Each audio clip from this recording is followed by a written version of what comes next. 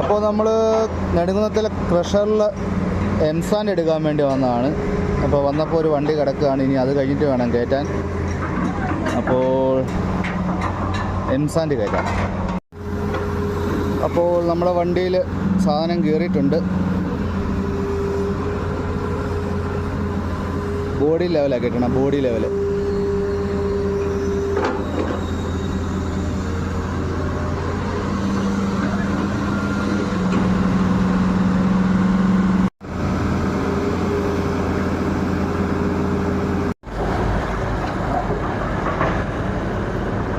സാധനം കയറ്റി ഇനിയിപ്പം ബായി ചെയ്തുകൊണ്ട് ലെവൽ ചെയ്ത് തരണം.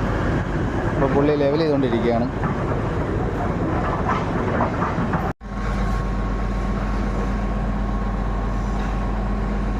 അപ്പോൾ സംഭവം റെഡി ആയിട്ടുണ്ട്. കൂടുതലുള്ളതൊക്കെ വലിച്ച് വെളിയിലേക്ക് കളയും.